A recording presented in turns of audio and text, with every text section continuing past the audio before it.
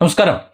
ഇറാനിലെ എണ്ണയും ഇറാന്റെ യുറേനിയവും അടിച്ചുമാറ്റി തങ്ങളുടെ സമ്പത്ത് വർദ്ധിപ്പിക്കാം, തങ്ങളുടെ രാജ്യത്തെ ജനങ്ങൾക്ക് ഉപകരിക്കാം എന്ന് കരുതി ഇസ്രായേലിൻ്റെ സഹായത്തോടെ ഇറാൻ ആക്രമിച്ച് പിന്നീട് ഇറാനും അമേരിക്കയെ നേരിട്ടായി ആക്രമണം നടത്തി പരാജയപ്പെട്ട് നിൽക്കുകയാണ് ഇന്ന് ട്രംപ്.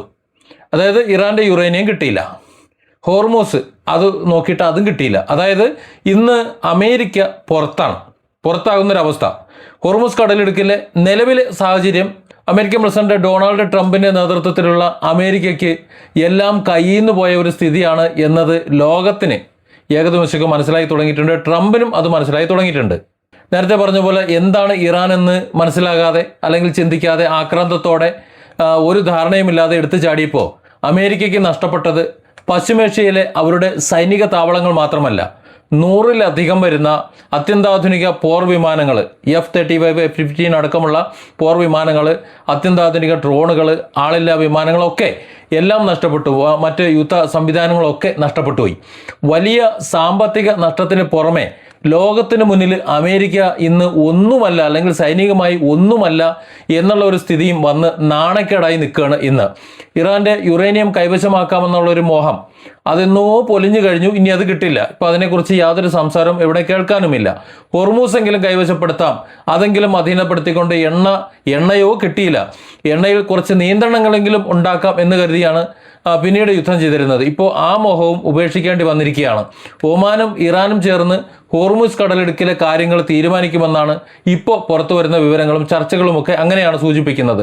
പേർഷ്യൻ ഗൾഫിൽ നിന്ന് അറബ് കടലിലേക്കും ഇന്ത്യൻ മഹാസമുദ്രത്തിലേക്കുമൊക്കെ എണ്ണക്കപ്പലുകളും മറ്റ് വാണിജ്യ കപ്പലുകളും ഒക്കെ കടന്നു പോകുന്ന ലോകത്തിലെ ഏറ്റവും തന്ത്രപ്രധാനമായ സമുദ്രപാതകളിലൊന്നാണ് ഈ ഹോർമൂസ് എന്ന് പറയുന്നത്. ക്രൂഡ് ഓയിലിൻ്റെ അല്ലെങ്കിൽ അസംസ്കൃത എണ്ണയുടെ പ്രധാന ഭാഗവും ഈ വഴിയിലൂടെ തന്നെയാണ് കടന്നു പോകുന്നത്. അതുകൊണ്ട് തന്നെ ഈ കടലിടുക്കിൻ്റെ നിയന്ത്രണവും സുരക്ഷയും ഒക്കെ അന്താരാഷ്ട്ര തലത്തിൽ വലിയ പ്രാധാന്യമുള്ള ഒരു വിഷയവുമാണ്. സമീപകാല സംഭവവികാസങ്ങൾ നോക്കുകയാണെന്നുണ്ടെങ്കിൽ ഇറാനും ഒമാനും തമ്മിൽ ഹോർമൂസ് സംബന്ധമായിട്ടുള്ള ചില ചർച്ചകൾ ശക്തമായി നടത്തി വരുന്നു എന്നുള്ള ഒരു വാർത്തയുണ്ട്.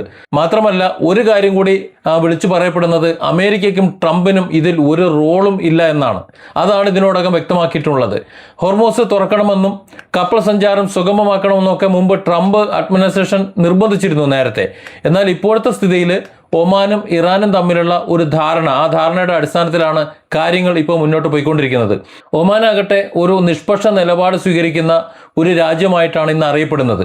ഇറാനുമായിട്ടുള്ള അതിർത്തി പങ്കിടുന്നതിനാൽ ഹോർമൂസ് കടലിടുക്കിൻ്റെ തെക്കൻ ഭാഗം ഒമാന്റെ സമുദ്രമേഖലയിലാണ്, വടക്കൻ ഭാഗം ഇറാന്റെ നിയന്ത്രണത്തിലുമാണ്. ഈ ഭൂമിശാസ്ത്രപരമായിട്ടുള്ള യാഥാർത്ഥ്യം കണക്കിലെടുത്താണ് രണ്ട് രാജ്യങ്ങളും ചേർന്ന് തീരുമാനങ്ങൾ എടുക്കുന്നത്. ട്രംപിന് ഈ ഒരു തീരുമാനങ്ങൾ എടുക്കുന്നതിൽ നിന്ന് അല്ലെങ്കിൽ ആ ഒരു പ്രക്രിയയിൽ നിന്ന് മാറ്റി നിർത്തുന്നത് വളരെ പ്രധാനപ്പെട്ട ഒരു മാറ്റം തന്നെയാണ്. മുമ്പ് അമേരിക്ക ഹോർമൂസിൻ്റെ സുരക്ഷയുടെ പേരിൽ കുറച്ച് നിയന്ത്രണങ്ങളൊക്കെ ഏർപ്പെടുത്തിയിരുന്നു. എന്നാൽ ഇപ്പോഴത്തെ സാഹചര്യത്തിൽ പ്രാദേശികമായിട്ട്, അതായത് ഒമാനും ഇറാനും തന്നെയാണ് കാര്യങ്ങൾ കൈകാര്യം ചെയ്യുന്നതും ഹോർമൂസിലെ മറ്റെല്ലാം തീരുമാനിക്കുന്നതും. ഹോർമൂസ് സംബന്ധമായിട്ടുള്ള ധാരണയിൽ മലാക്ക കടലിടുക്കിൻ്റെ മാതൃക പരിഗണിച്ച് ആ രീതിയിൽ മുന്നോട്ട് പോകാം എന്നുള്ളൊരു ധാരണ ഒമാനും ഇറാനും തമ്മിൽ ഉണ്ട് എന്ന് ഒരു സൂചന പുറത്തു വരുന്നുണ്ട്. മലാക്കയിൽ ഇന്തോനേഷ്യ, മലേഷ്യ, സിംഗപ്പൂർ എന്നീ രാജ്യങ്ങൾ ചേർന്ന് നിയന്ത്രണം നടത്തുകയാണ് അവിടുത്തെ ഇടനാഴികളൊക്കെ. കപ്പലുകൾ സ്വമേധയാ ഫീസ് നൽകുന്ന ഒരു സംവിധാനം അവിടെ ഉണ്ട്. സമാനമായിട്ടുള്ള രീതിയിൽ ഒമാനും ഇറാനും ചേർന്ന് ഹോർമൂസ് നിയന്ത്രിക്കുകയും ആവശ്യമായിട്ടുള്ള ഒരു ഫീസ് ഈടാക്കുകയും ചെയ്യാമെന്നുള്ള ഒരു നിർദ്ദേശം അത് ഉയർന്നു വന്നിട്ടുണ്ട്. ഇറാന്റെ വിദേശകാര്യമന്ത്രി അബ്ബാസ് അരാക്ചി ഈ വിഷയത്തിൽ നിരവധി ചർച്ചകൾ ഒമാനുമായി നടത്തിയിട്ടുമുണ്ട്. ഇതുവരെ ഒമാനുമായിട്ടുള്ള നിലവിലുള്ള ബന്ധം, സൗഹൃദ ബന്ധങ്ങളൊക്കെ ശക്തിപ്പെടുത്തുന്നതിനും ഗൾഫ് രാജ്യങ്ങൾ, മറ്റ് രാജ്യങ്ങളുടെ ഒക്കെ പിന്തുണ നേടുന്നതിനും അതിനുള്ള ശ്രമങ്ങളും ഒക്കെ നടന്നു വരുന്നുണ്ട്.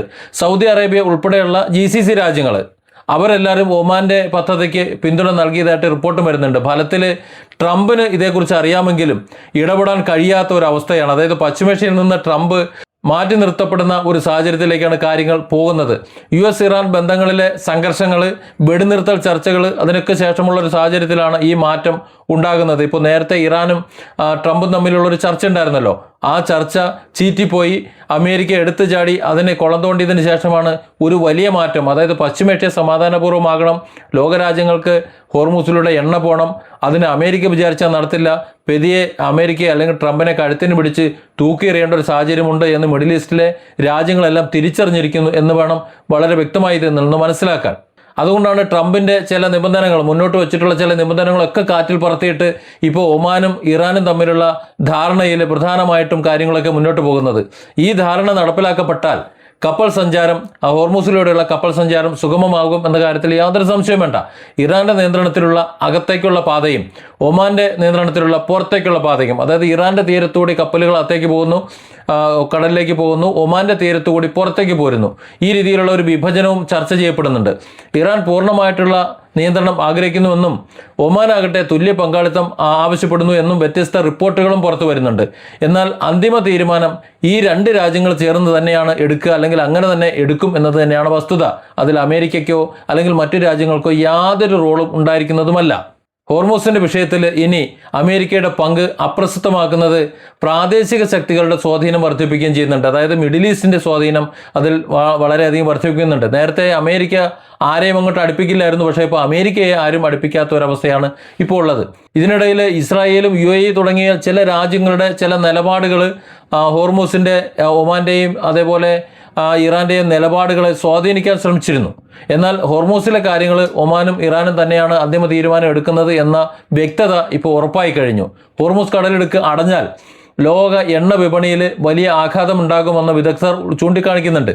ഇന്ത്യ ഉൾപ്പെടെയുള്ള ഏഷ്യൻ രാജ്യങ്ങൾക്ക് നമുക്കറിയാമല്ലോ, ഇന്ത്യയിൽ ഇറാൻ യുദ്ധം തുടങ്ങി 12ാമത്തെ ദിവസം നമ്മുടെ അടുക്കള അടഞ്ഞതാണ്. ഹോട്ടലുകൾ പലതും ഇപ്പോഴും 4 മാസത്തിനിപ്പുറം ഇപ്പോഴും മര്യാദയ്ക്ക് തുറന്ന് പ്രവർത്തിച്ചിട്ടില്ല. അതാണ് നിലവിലുള്ള അവസ്ഥ എന്ന് പറയുന്നത്. അതുകൊണ്ട് തന്നെ ഇന്ത്യ ഉൾപ്പെടെയുള്ള ഏഷ്യൻ രാജ്യങ്ങൾക്ക് എണ്ണ ഇറക്കുമതിയിൽ ഒരുപാട് ബുദ്ധിമുട്ടുണ്ടാവും നിലവിൽ അത് അടഞ്ഞു കിടന്നാൽ. അതുകൊണ്ട് തന്നെ ഈ കടലെടുക്ക് തുറന്ന് നിലനിർത്തുന്നത്, എണ്ണ വ്യാപാരം സുഗമമായി നടക്കുന്നത് അന്താരാഷ്ട്ര താല്പര്യമാണ്. ഒമാന്റെ നിർദ്ദേശങ്ങളിൽ സ്വമേധയാ ഫീസ് ഈടാക്കുന്ന സംവിധാനം, നേരത്തെ മലാക്കയിൽ പറഞ്ഞതുപോലുള്ള സംവിധാനം ഉൾപ്പെടുത്തി കടന്നു പോകുന്ന കപ്പലുകൾക്ക് സുരക്ഷ ഒരുക്കാമെന്നാണ്. കപ്പൽ കമ്പനികൾക്ക് ഇത് ഒരു അധിക ചിലവുണ്ടാക്കും. ഇത്തരത്തിൽ ടോളെന്നോ ഫീസെന്നോ ഒക്കെ പറഞ്ഞ് കുറച്ച് പൈസ ഏറെ അവരെ നിന്ന് വാങ്ങിക്കഴിഞ്ഞാലും സുരക്ഷ ഉറപ്പായതുകൊണ്ട് തന്നെ അത് സ്വീകാര്യമാവും എന്ന കാര്യത്തിൽ സംശയമില്ല. ഇറാൻ ഈ ഫീസ് സംവിധാനത്തോട് എത്രത്തോളം യോജിക്കുന്നു എന്നത് ചർച്ചയുടെ ഭാഗമാണ്. ട്രംപ് ഭരണകൂടം മുമ്പ് ഇറാനെതിരെ സൈനിക നടപടികളും ഉപരോധങ്ങളുമൊക്കെ ഏർപ്പെടുത്തിയിരുന്നത് നമുക്കറിയാം. ഹോർമൂസ് സംബന്ധമായിട്ടുള്ള ഭീഷണികളുണ്ടായിരുന്നു. ഹോർമൂസ് ഞങ്ങൾ പിടിച്ചെടുക്കും, ഒരു കപ്പലും അതുവഴി പോകില്ല, ഇറാൻ്റെ എണ്ണ വ്യാപാരം ഞങ്ങൾ തടസ്സപ്പെടുത്തും, ഖാർഗ് ദ്വീപ് ഞങ്ങൾ മുക്കിക്കളയും എന്നൊക്കെ പറഞ്ഞിരുന്നു. എന്നാൽ നിലവിലെ ഘട്ടത്തിൽ ട്രംപിനെ ഈ വിഷയത്തിലേക്ക് അടുപ്പിക്കാതെ പ്രാദേശികമായി ഞങ്ങളുടെ കാര്യം ഞങ്ങൾ തീരുമാനിച്ചോളാം എന്ന ഒരു നിലപാടാണ് സ്വീകരിച്ചിരിക്കുന്നത്. ഇതാകട്ടെ അമേരിക്കയ്ക്ക്, പ്രത്യേകിച്ച് ട്രംപിന് മിഡിൽ ഈസ്റ്റിൽ പിടി നഷ്ടപ്പെടുന്നതിൻ്റെ വ്യക്തമായ സൂചനയുമാണ്. ഗൾഫ് രാജ്യങ്ങളുടെ പിന്തുണ മിഡിൽ ഈസ്റ്റിൽ ഈ ധാരണയെ ശക്തിപ്പെടുത്തുന്നുമുണ്ട്.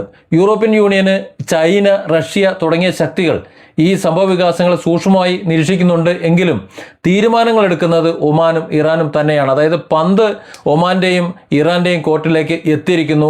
അമേരിക്കൻ പ്രസിഡന്റ് ഡൊണാൾഡ് ട്രംപിന്റെ കാലിൽ നിന്ന് ആ പന്ത് എന്നോ നഷ്ടപ്പെട്ടിരിക്കുന്നു. ഹോർമൂസിലെ കാര്യങ്ങൾ റോള് ഇനി US-ന് റോളില്ല, അല്ലെങ്കിൽ ട്രംപിന് ഇനി റോളില്ല എന്നുള്ള സന്ദേശം പൂർണ്ണമായിട്ടും വ്യക്തവുമാണ്. ഈ സാഹചര്യം മറ്റു ചില കാര്യങ്ങൾ കൂടി ഉണ്ടാക്കുന്നുണ്ട്. അതായത് മിഡിൽ ഈസ്റ്റിനെ ഇനി ആര് നയിക്കും, അല്ലെങ്കിൽ ആരാണ് മിഡിൽ ഈസ്റ്റിനെ കൺട്രോൾ ചെയ്തുകൊണ്ട് സൈനികമായും അല്ലാതെ കൊണ്ടുപോവുക, ആ കാര്യത്തിൽ ഒരു മാറ്റം ഉണ്ടാകാൻ പോകുന്നതാ. നിലവിൽ നമുക്കറിയാമല്ലോ, അമേരിക്കയാണ് മിഡിൽ ഈസ്റ്റിനെ പിടിച്ച് നിർത്തുന്നത്. അമേരിക്ക മിഡിൽ ഈസ്റ്റിലെ രാജ്യങ്ങളിലൊക്കെ സൈനിക താവളങ്ങൾ ഇട്ട് ആ സൈനിക താവളങ്ങൾ കൊണ്ട് തന്നെ നോക്കുന്നു. പക്ഷേ ഇപ്പോഴത്തെ അവസ്ഥ എന്താ? ആ സൈനിക താവളങ്ങളെല്ലാം ഇറാൻ തകർത്ത് തരിപ്പണമാക്കുന്നു. അമേരിക്കയ്ക്കൊന്നും ചെയ്യാൻ പറ്റുന്നില്ല. എന്ത് ചെയ്താലും, ഏതപ്പം ചെയ്താലും കോഴിക്ക് കടക്കപ്രതിയില്ല എന്ന് പറയുന്നത് പോലെ ഇറാനും അമേരിക്കയും കൂടെ അടിച്ചാലും, അമേരിക്ക ഇറാൻ അടിച്ചു കഴിഞ്ഞാലും തകരുന്നത് പശ്ചിമേഷ്യയിലുള്ള അമേരിക്കൻ താവളങ്ങൾ, അതായത് തങ്ങളുടെ രാജ്യം തന്നെയാണെന്ന് മനസ്സിലാകുമ്പോൾ സ്വാഭാവികമായിട്ടും അമേരിക്കയെ പടിയടച്ച് പിണ്ടം വയ്ക്കേണ്ട ഒരു സാഹചര്യത്തിലേക്ക് അവർ എത്തിച്ചേരുകയാണ്. മിഡിൽ ഈസ്റ്റിൽ ഇറാൻ അവരുടെ സ്വാധീനം നിലനിർത്താൻ ശ്രമിക്കുമ്പോൾ ഒമാനാകട്ടെ നിഷ്പക്ഷതയോടെ മധ്യസ്ഥ പങ്ക് വഹിച്ചുകൊണ്ടിരിക്കുന്നു. ട്രംപിന്റെ നയങ്ങൾ ഇതിനു മുമ്പ് വലിയ സംഘർഷത്തിലേക്ക് എത്തിച്ചിരുന്നുവെങ്കിലും ഇപ്പോൾ ഇറാനും ഒമാനും അതുപോലെ മറ്റ് രാജ്യങ്ങളും ചേർന്നിട്ടാണ് കാര്യങ്ങൾ തീരുമാനിക്കുന്നത്. അതിന് തന്നെയാണ് മുൻതൂക്കം ലഭിക്കുന്നതും. ഹോർമൂസ് തുറന്ന് നിലനിർത്തുകയും കപ്പൽ സഞ്ചാരം സുഗമമായി യാത്ര നടത്തുകയും ചെയ്യുന്നത് ലോക സമ്പദ് വ്യവസ്ഥയ്ക്ക് അത്യാവശ്യമാണ് എന്ന് മറ്റാർക്കും അറിയില്ല എന്നുണ്ടെങ്കിലും മിഡിൽ ഈസ്റ്റിലെ രാജ്യങ്ങൾക്കറിയാം. അമേരിക്കയ്ക്ക് ഇനി ഹോർമൂസ് അടഞ്ഞു കിടന്നാലും തുറന്നു കിടന്നാലും ഒരു ചുക്കും സംഭവിക്കാനില്ല എന്നും അറിയാം. അതുകൊണ്ട് തന്നെ മിഡിൽ ഈസ്റ്റ് കാര്യങ്ങൾ ഏകദേശം എല്ലാം തിരിച്ചറിയുന്നുണ്ട്. അതിന് 4 മാസം സമയമെടുത്തു എന്നതാണ് ഒരു ഖേദകരമായ ഒരു അവസ്ഥ എന്ന് പറയുന്നത്. ആ 4 മാസം കൊണ്ട് ലോകത്തിൻ്റെ സാമ്പത്തിക ക്രമം ഒരുപാട് താളം തെറ്റിപ്പോയിട്ടുണ്ട്. ഒമാനും ഇറാനും ചേർന്നിട്ടുള്ള ഇപ്പോൾ നിലവിലുള്ള ഒരു ധാരണ അത് വിജയകരമായി നടപ്പിലാക്കപ്പെട്ടാൽ അതൊരു പുതിയ മാതൃകയായി മാറും. മലാക്കയിലെ പോലെ പ്രാദേശിക രാജ്യങ്ങൾ തന്നെ നിയന്ത്രണം ഏറ്റെടുക്കുന്ന ഒരു രീതി ഹോർമൂസിലും പ്രയോഗിക്കപ്പെടും.